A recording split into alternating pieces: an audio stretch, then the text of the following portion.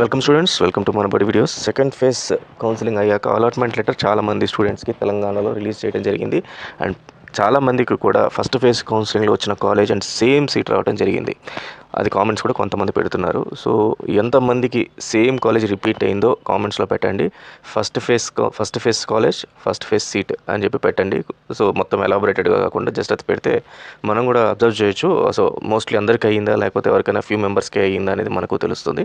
లేదు మీకు సెకండ్ ఫేజ్లో కొత్త కాలేజ్ వచ్చిందంటే న్యూ కాలేజ్ అని పెట్టండి, సరిపోతుంది. ఫైన్ స్టూడెంట్స్, దీంతోపాటు మనం ఈ వీడియోలో సెకండ్ ఫేజ్ కౌన్సిలింగ్ తర్వాత థర్డ్ ఫేజ్ కౌన్సిలింగ్కి కొన్ని ఇంపార్టెంట్ ఇన్స్ట్రక్షన్స్ అయితే ఉన్నాయి. సో ఆ ఇన్స్ట్రక్షన్స్ ఏంటి, థర్డ్ ఫేజ్ కౌన్సిలింగ్కి ఎవరు వెళ్ళాలి, ఎవరు వెళ్ళకూడదు అనేది ఒకటి. తర్వాత B category seats, spot admissions, internal sliding. So ఇవి చాలా మెయిన్ టాపిక్స్. సో వీటి గురించి మనం డిస్క్రైబ్ చేస్తూ తర్వాత వాటిలో ఫీ అనేది ఎలా ఉంటుంది వాటి గురించి కూడా మనం మాట్లాడుకుంటూ కంప్లీట్గా వీడియోని కవర్ చేద్దాము. సో కొంచెం ఎలాబొరేటెడ్ వీడియో ఉంటుంది, పూర్తిగా చూడడానికి ట్రై చేయండి, మొత్తం ఇన్ఫర్మేషన్ అయితే దొరుకుతుంది. అలాగే మన ఛానల్ని సబ్స్క్రైబ్ చేసుకోండి. నెక్స్ట్ జేఎన్టీకి సంబంధించి హైదరాబాద్ కానీ లేకపోతే కాకినాడ, అనంతపూర్ లేకపోతే ఉస్మాన్ యూనివర్సిటీ రిలేటెడ్ అన్ని ఇన్ఫర్మేషన్ మన ఛానల్లో బీటెక్ కోర్సెస్ గురించి, క్లాసెస్ గురించి చెప్తూ వస్తుంటున్నాము. దీంతోపాటు మీకు ఇంపార్టెంట్ డాక్యుమెంట్స్ అన్నీ కూడా నేను అంటే నోట్స్ కానీ ఇవన్నీ కూడా టెలిగ్రామ్ ఛానల్లో పెడుతున్నాను. సో ఇప్పుడు దాకా మీరున్న మనబడి ఇంటర్ అనే టెలిగ్రామ్ ఛానల్ కాకుండా మనబడి యూనివర్సిటీస్ అని చెప్పి ఇంకొక ఛానల్ ఉంది, దాని లింక్ డిస్క్రిప్షన్లో వచ్చింది. దాంట్లో ఎన్రోల్ అయితే దాంట్లో మీకు అన్ని సర్టిఫికేట్స్ వాటి గురించి, నోట్స్ వాటి గురించి, క్వశ్చన్ పేపర్స్ వస్తుంటాయి. దెన్ అలాగే ఈ యూనివర్సిటీస్ సంబంధించి రిజల్ట్స్ లేకపోతే examination fee notifications, time tables ఇలా ఏం వచ్చినా సరే మీకు నేను ఒక నోటిఫికేషన్ పుష్ చేస్తుంటాను మొబైల్ యాప్ ద్వారా. సో ఆ మొబైల్ యాప్ కూడా మీరు ఎన్రోల్ అవ్వండి. ఆ మొబైల్ యాప్ ఆల్రెడీ ఇంటర్మీడియట్లో ఎన్రోల్ అయిన వాళ్ళు ఏం చేస్తారంటే మీకు ఏదైతే యూనివర్సిటీ అఫిలియేటెడ్ వచ్చిందో దాన్ని సెలెక్ట్ చేసుకోండి. సో మీరు ఫస్ట్ రిజిస్ట్రేషన్ అయ్యేటప్పుడు వస్తుంది. లేదు ఇప్పుడు కింద మీకు సెట్టింగ్స్ అనే ఆప్షన్ ఉంటుంది, ఆ సెట్టింగ్ ఆప్షన్లో పోయి యూనివర్సిటీని చేంజ్ చేసుకుంటే దానికి సంబంధించి ఏ అప్డేట్ వచ్చినా కూడా ఇమీడియట్గా మీకు మొబైల్లో నోటిఫికేషన్ అయితే వస్తుంది. సో ఫైన్ స్టూడెంట్స్, ఫస్ట్ ముందు సెకండ్ ఫేజ్ కౌన్సిలింగ్ నుంచి థర్డ్ ఫేజ్ కౌన్సిలింగ్ అయ్యేటప్పుడు కొన్ని ఇంపార్టెంట్ ఇన్స్ట్రక్షన్స్ అన్నా కదా, అది చూద్దాం. సో ఇంపార్టెంట్ ఇన్స్ట్రక్షన్స్లో మనకు ఫస్ట్ అలాట్మెంట్ లెటర్ అనేది వచ్చేసింది. అలాట్మెంట్ లెటర్ వచ్చిన తర్వాత ఫీ అని సెల్ఫ్ రిపోర్టింగ్ త్రూ వెబ్సైట్ అని వచ్చింది. ఇక్కడ two or three types of candidates ఉన్నారు. ఫస్ట్ క్యాండిడేట్స్ వచ్చేసేసి మనకు ఫస్ట్ ఫేజ్ కౌన్సిలింగ్లో సేమ్ కాలేజు సేమ్ సీట్ వచ్చింది, సెకండ్ ఫేజ్లో వేరే కాలేజ్ వచ్చింది. ఇప్పుడు వీళ్ళిద్దరూ కూడా ఫస్ట్ ఫేజ్ సెకండ్ ఫేజ్లో వచ్చిన కాలేజ్ ఇంట్రెస్ట్ ఉన్న వాళ్ళు ఏం చేయాలి అంటే వాళ్ళు ఇమ్మీడియట్గా ఈ ఫీ కట్టుకునేసేసి ట్యూషన్ ఫీ కట్టుకొని తర్వాత సెల్ఫ్ రిపోర్టింగ్ త్రూ వెబ్సైట్ చేసేసేయాలి. తర్వాత కాలేజ్లో జాయిన్ అవ్వచ్చా ఇమీడియట్గా వెళ్ళాలంటే అది ఇంకా మనకు కాలేజ్లో జాయిన్ అవ్వడానికి ఎక్స్టెండ్ చేశారు. ఇంతకుముందు 2 ఆగస్ట్ నుంచి మీరు కాలేజ్లో జాయిన్ అవ్వచ్చు అని చెప్పారనమాట. సో ఇప్పుడు ఈ ఫస్ట్ ఫేజ్లో సెకండ్ ఫేజ్లో వచ్చిన కాలేజ్ మాకు ఇంట్రెస్ట్ లేదు, థర్డ్ ఫేజ్కి వెళ్ళొచ్చా, ఆప్షన్ ఏమైనా ఉందా, బాగుంటుందా అని అడిగితే థర్డ్ ఫేజ్కి వెళ్ళే వాళ్ళు ఖచ్చితంగా మీరు థర్డ్ ఫేజ్ కౌన్సిలింగ్లో సీట్స్ చాలా తగ్గిపోయాయి, లిమిటెడ్ సీట్స్ ఉన్నాయి. మనకి ఇంకా 15,000 సీట్స్ క్వశ్చన్ ఉన్నాయి అని చెప్పి మనం ఫస్ట్ నుంచి కూడా అనుకుంటూనే ఉన్నాము. 10,000 సీట్స్ నుంచి 25,000 సీట్స్ దాకా.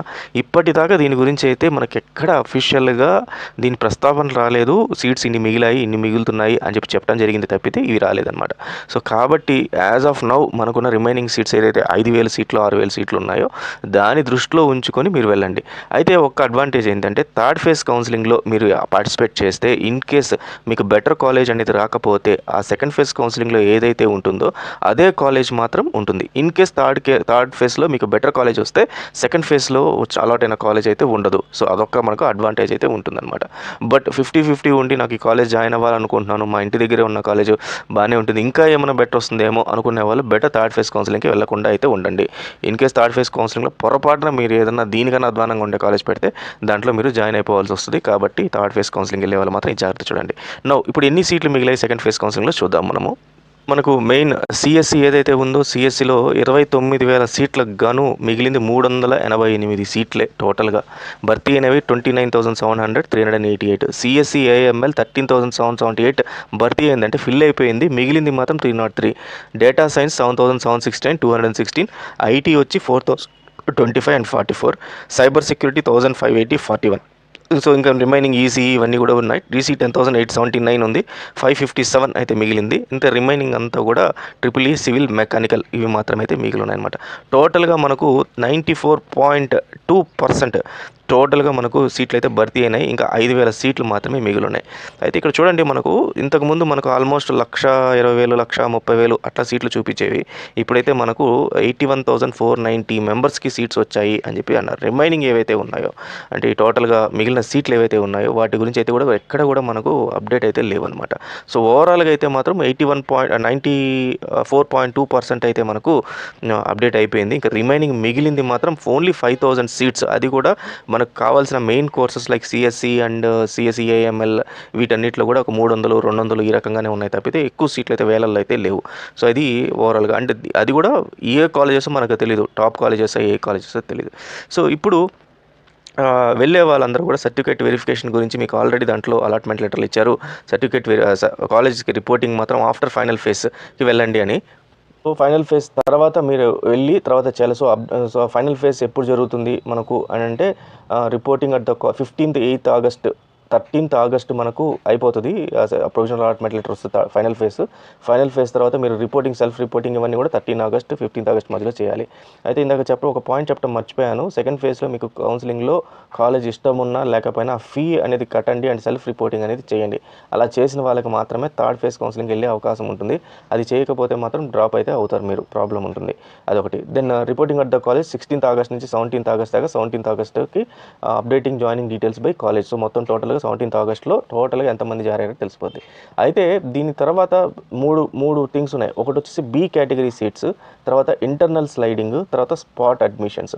ఫస్ట్ స్పాట్ అడ్మిషన్స్ గురించి తీసుకుందాం. స్పాట్ అడ్మిషన్స్ గురించి ఆల్రెడీ వీళ్ళు నోటిఫికేషన్లో క్లియర్గా ఇవ్వడం జరిగింది. ఏమనంటే the spot admission guidelines for private universities, unaided engineering colleges will be placed in the website on 28th August 2024. 28th August తర్వాత మేము స్పాట్ అడ్మిషన్స్ గురించి చెప్తాం. సో స్పాట్ అడ్మిషన్స్ అంటే ఏంటంటే మొత్తం కంప్లీట్గా కన్వీనర్ కోటా కింద, అంటే మీకు ఒక కాలేజ్లో 70% కన్వీనర్ కోటా ఉంటుంది, 30% మేనేజ్మెంట్ కోటా ఉంటుంది. కన్వీనర్ కోటా అంటే గవర్నమెంట్ సీట్స్, గవర్నమెంట్కి 70% కాలేజ్ వాళ్ళు ఇవ్వాలి. 30% కాలేజ్ వాళ్ళు ఓన్గా అమ్ముకోవచ్చు అనమాట, ఎవరికన్నా ఇచ్చుకోవచ్చు. సో ఈ 30% గురించి మనం మాట్లాడదాం. మళ్ళీ ముందు ఈ 70%. ఈ 70%లో ఇప్పుడు జరిగిన ఫస్ట్ ఫేజ్ కానీ, సెకండ్ ఫేజ్ కానీ, థర్డ్ ఫేజ్ కానీ ఇవన్నీ కూడా ఈ 70%లోనే అడ్మిషన్స్ జరుగుతూ ఉంటాయి. సో ఎప్పుడైతే ఈ సీట్లన్నీ ఫిల్ అవుతూ వస్తూ ఉంటాయో ఫైనల్గా ఎన్ని సీట్లు మిగిలాయి అని చూస్తారు. అంటే కొంతమంది కాలేజ్ స్టూడెంట్స్ డ్రాప్ అవుట్ అవుతారు next year EAMCET long term తీసుకుందామని. సో అలా సీట్లు మిగిలిన అన్నీ కూడా లాస్ట్లో ఏం చేస్తారంటే స్పాట్ అడ్మిషన్స్ అని చెప్పి ఉంటుందన్నమాట.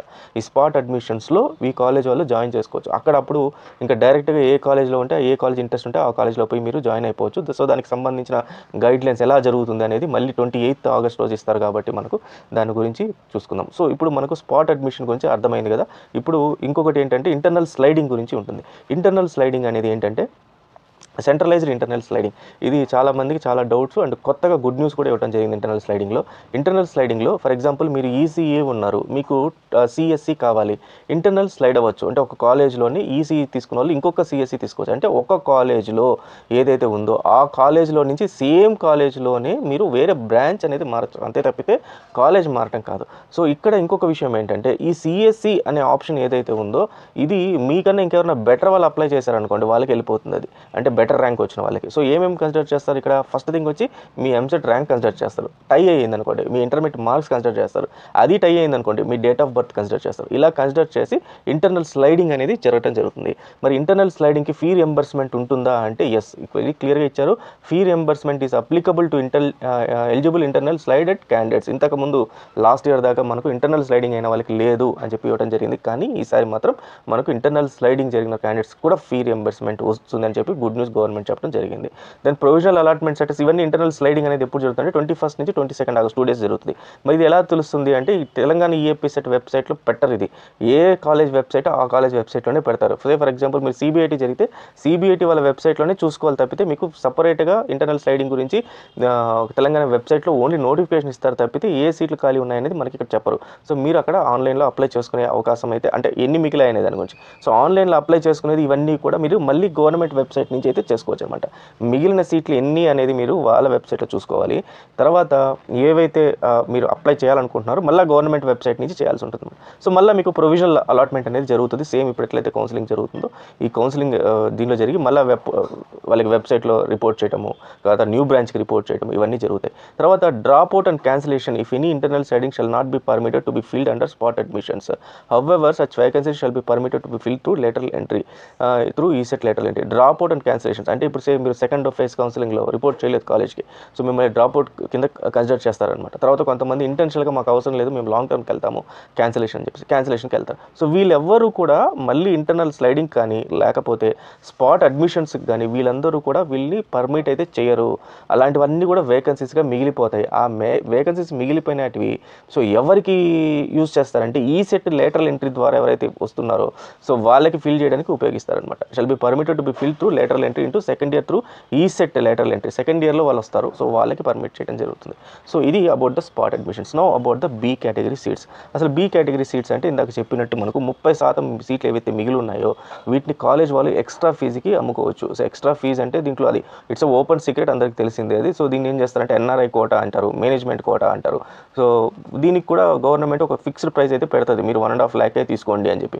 వీళ్ళు దాని కాదు మాకు ఎక్స్ట్రా డొనేషన్ కట్టండి, డొనేషన్ కడితే ఇస్తాం, 6 లక్షలు కట్టండి, 7 లక్షలు కట్టండి అని కాలేజ్ టు కాలేజ్ అనేది పెరిగిపోతూనే ఉంటుంది అనమాట. అది దానికి మనకైతే చేయము. సో బీ కేటగిరీ సీట్స్ గురించి ఆల్రెడీ నేను ఏం చేశారంటే మనకు బీ కేటగిరీ సీట్స్ గురించి నిన్న వచ్చిన దీని ప్రకారం ఆర్టికల్ ప్రకారం బీ కేటగిరీ సీట్స్ని నోటిఫికేషన్ రిలీజ్ చేసేసుకోండి అని గవర్నమెంట్ నుంచి అయితే అప్రూవల్ వచ్చింది. దాంతో మనకు బీ కేటగిరీ సీట్స్ అనేది దాని గురించి నోటిఫికేషన్ రిలీజ్ అయింది. ఒక నోటిఫికేషన్ మీకు ఇప్పుడైతే చూపిస్తాను చూడండి. సో ఇది విఎన్ఆర్ విజ్ఞాన్ జ్యోతి సీట్స్ వాటి గురించి బీ కేటగిరీ అడ్మిషన్ నోటిఫికేషన్ 2024-2025కి సంబంధించిన మేనేజ్మెంట్ కోటా కింద సీట్స్ అయితే ఇవ్వడం జరిగింది. ఇక్కడ చూస్తే category B NRI quota, NRI sponsored seats ఇలా ఉన్నాయన్నమాట. అయితే ఈ ఫీజులు ఒక్కొక్క చోట ఒక్కొక్క ఫీజు ఉంటుంది. ఆ ఫీజులు అనేది మీరు వాళ్ళ దగ్గర పోయి కనుక్కోవాల్సి ఉంటుంది.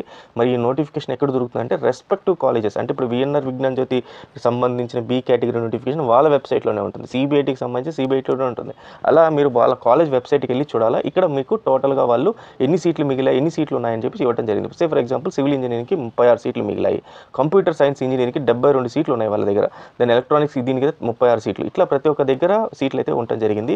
సో మీరు అక్కడికి వెళ్ళి వీళ్ళు అప్లై చేసుకోవాలి. దీన్ని అప్లై చేసుకోవడానికి ఎంత ఇస్తారు? 2,000 రూపాయలు రిజిస్ట్రేషన్ ఛార్జెస్ అయితే అప్లై చేస్తారు. సో కేటగిరీ బీకి 2,000 రూపాయలు, ఎన్ఆర్ఐ కోటాకి 2,000 రూపాయలు, ఎన్ఆర్ఐ స్పాన్సర్డ్కి 2,000 రూపాయలు. అంటే ఒకే పర్సన్ మూడింటికి అప్లై చేయాలంటే 2,000 రూపాయలు కట్టాల్సి ఉంటుంది. అండ్ వాళ్ళు క్లియర్గా ఎప్పుడెప్పుడు రావాలి, లాస్ట్ డేట్ ఎప్పుడెప్పుడు అనేది కూడా వాళ్ళు ఇవ్వడం జరిగింది మనకు ఆగస్ట్లో 7th ఆగస్ట్ అని చెప్పి. ఇట్లా కాలేజ్ టు కాలేజ్ చేంజ్ అయిపోతుంది. దెన్ ఫీ రకంగా బీ కేటగిరీ సీట్స్లో ఫీ ఎంత ఉంటుంది అంటే ఇందాక చెప్పినట్టు గవర్నమెంట్ ఫీ ఏదైతే ఉంటుందో గవర్నమెంట్ ఫీ అనేది మామూలు జనరల్గా వాళ్ళు ఫిక్స్ చేశారు కాబట్టి 1.5 lakh కాలేజ్ బట్టి కాలేజ్ ప్రకారం ఉంటుంది. దీంతో పాటు డొనేషన్ అనేది ఎక్స్ట్రా తీసుకుంటారు. ఇది వెరీ వెరీ కామన్. ఇది ఇట్స్ ఓపెన్ సీక్రెట్, బయట ఎక్కడ కూడా మీకు రిసిప్ట్ ఇవ్వటాలు అవి ఇవి ఉండవు, మీరు క్లెయిమ్ చేసుకోవడానికి ఉండదు. సో ఇది చాలా ముఖ్యం. సో ఇక్కడ టాప్ కాలేజెస్లో మీకు నెగోషియేట్ చేయడానికి అయితే కుదరదు అనమాట. మీరు పెద్ద పెద్ద కాలేజ్కి వెళ్తే, ఎందుకంటే చాలామంది ఇట్లాంటి కాలేజ్ సీట్స్ కోసం అని చెప్పి టాప్ 10లో టాప్ 15లో మీకు నెగోషియేషన్స్ ఏముండదు, వాళ్ళు ఎంత చెప్తే అంత కట్టేసి వెళ్ళిపోవాలి అంతే. కానీ టాప్ 20 తర్వాత మీకు నెగోషియేషన్స్ చేసుకోవడానికి అవకాశం అయితే ఉంటుంది. సో అలా ఎలా చేయాలనేది మనం నెక్స్ట్ వీడియోలో చేద్దాం. ఈ వీడియో చాలా లెంత్ అయిపోతుంది. So this is about the B category. Then B category సీట్స్లో ఎలిజిబిలిటీ ఏ రకంగా చూస్తారు అంటే first JEE mains score consider చేస్తారు. జేఈ మెయిన్స్ ఎంత వచ్చింది అని చెప్పి చూస్తారు. జేఈ మెయిన్స్ లేదు అనుకోండి, దెన్ ఈఏపీ సెట్ ఆర్ఎల్స్ ఎంసెట్ స్కోర్ చూస్తారు.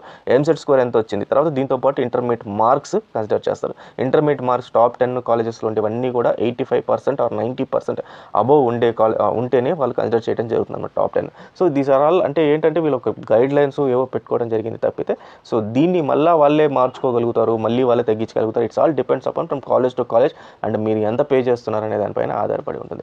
ఇది స్టూడెంట్స్. సో టోటల్గా బీటీ కేటగిరీ, స్పాట్ అడ్మిషన్స్, తర్వాత internal sliding and third phase counselling గురించి సో మోస్ట్లీ అంతా కూడా కవర్ చేశాను. ఇంకా స్టిల్ ఎక్కడైనా మిస్ అవుట్ అయితే ఒకసారి కామెంట్ అయితే పెట్టండి, వీలైతే దానికి సంబంధించిన రిప్లై వస్తుంది, లేదా మీకు ఇంకో వీడియో అయితే వస్తుంది. So all the best students, thank you very much.